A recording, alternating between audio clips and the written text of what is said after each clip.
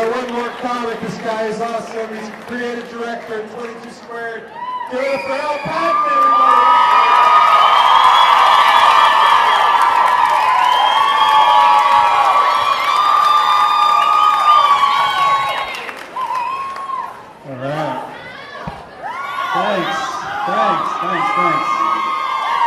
So I was driving down 85 and I saw this billboard for a hair transplant company, and the deal that they were advertising was $2 per graft. It was $2 per hair that they would plug back into your head, and it made me think, like, if you're bald and you've got a really small budget for that project, you're going to think really hard about where to put those hairs. Like if you can afford to put 14 hairs in your head, you've got some important decisions to make. See, as a man, you always know when you're being targeted by advertising. Like, watching TV is basically like one continuous stream of erectile dysfunction ads. You know? The great thing now, if you have erectile dysfunction, is that you have your choice of medication plans. So you can take a big pill right before you have sex, or you can take a little pill every day, and then you're always ready to have sex. And you really got to respect the confidence of the guys that take the little pill every day, you know?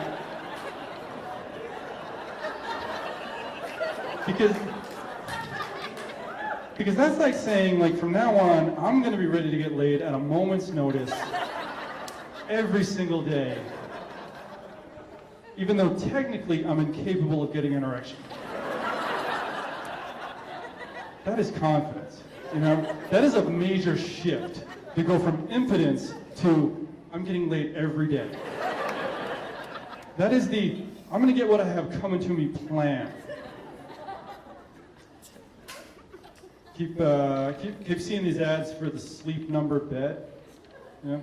Everything that gets served to me is like, it's like baldness or boners or beds. You know, it's like they think that those are the only three things that men ever think about. Is like sleeping and screwing and am I going to lose my hair? You know? What sucks is that it's pretty accurate. You know?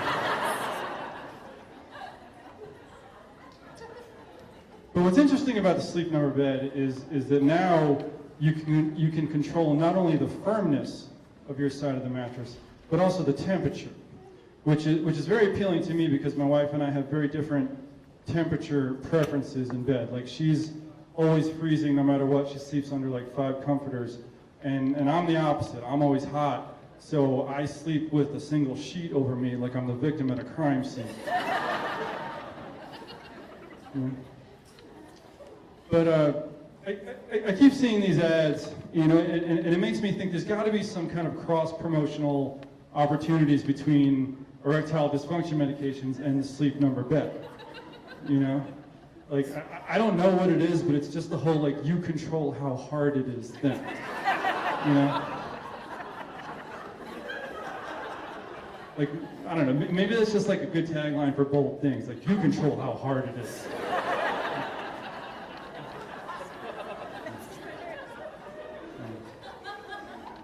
I watch a lot of sports, mostly pro sports, and I think the advertising for professional sports reveals a lot about professional athletes.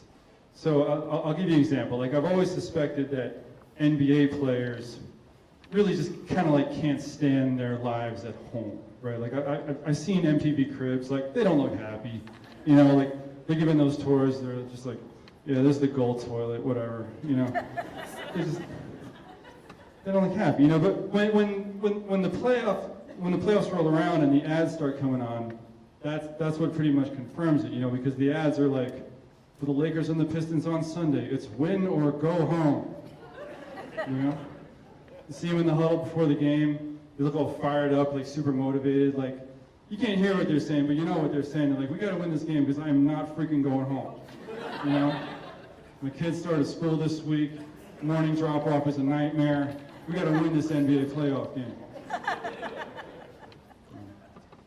So we do a fair amount of traveling ourselves in this business, all the time in airports and hotels.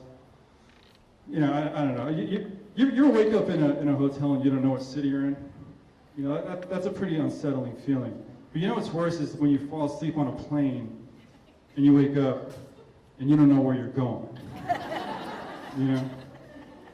That's always a great question to have to ask the person next to you. You know? You always wake up with a start. You're like, and, it's awkward, so they feel like they have to say something. They're like, you get a good nap. You're like, where the fuck are we going?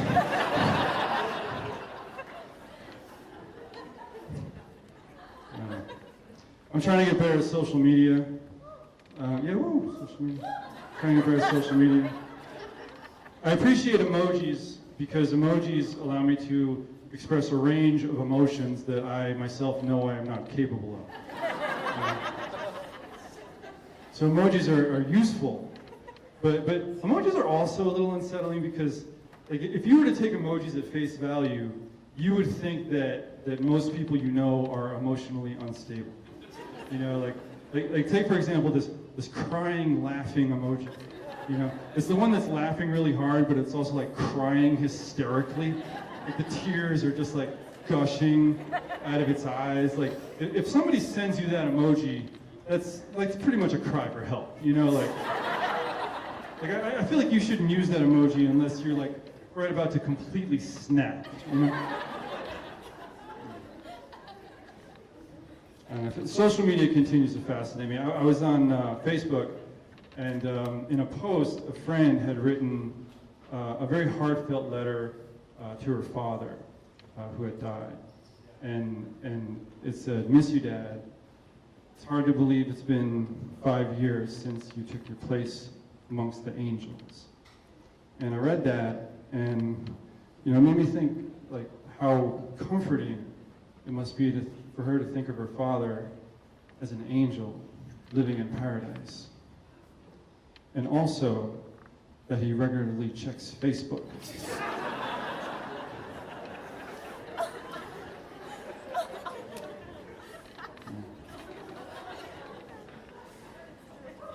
I don't know. Honestly, though, I feel like I think technology is messing with me. Like, I think technology is making me like a little paranoid. Like, I feel like I've become the kind of person that expects the worst things to happen. Like to the point where I've rewritten the preset texts in my phone. Like, the preset text. Like, mine used to say things like, "Sorry, call you right back," or "I can't talk right now." Now they say things like, "Come quick, there isn't much time."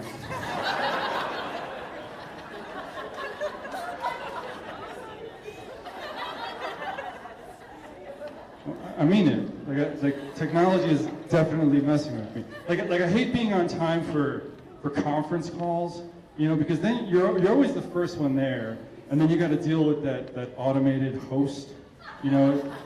It's just that voice that just reminds you how alone we all are in the universe. You dial in, it's like, beep, you are the only one here. Jesus, it's like, must we dwell on it? I don't know. I mean, it's crazy. We use technology for everything now. Like literally everything. Like we got all these dating apps and these online dating services. What's my favorite online dating service is the one that's called It's Just Lunch. All they do is set up lunch dates. And like the reason I respect It's Just Lunch is because they're willing to admit that there isn't a single person who uses their service who's worth going to dinner with. Like I feel like if you meet on It's Just Lunch, that's like a dark secret that you can't ever tell anyone. It's like what do you tell your kids when they ask how you met? It's like, "Oh well, son, we met on a dating website designed for people with low expectations."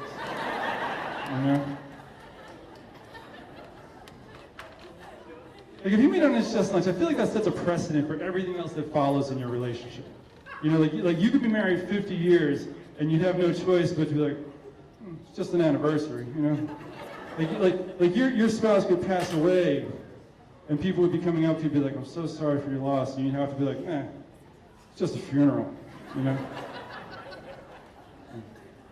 But like, dating is hard. It's really hard. Like, I get that. Dating is hard. But like, with It's Just Lunch, like, I feel like it's kind of a cop-out, you know? Like, I feel like it's taking something that's hard for everybody and trying to make it easy by lowering everybody's expectations. Like, as a matter of fact, I feel like I've got a pretty good tagline for It's Just Lunch. Dating. Lower your expectations, and then you control how hard it is. All right, thanks you guys.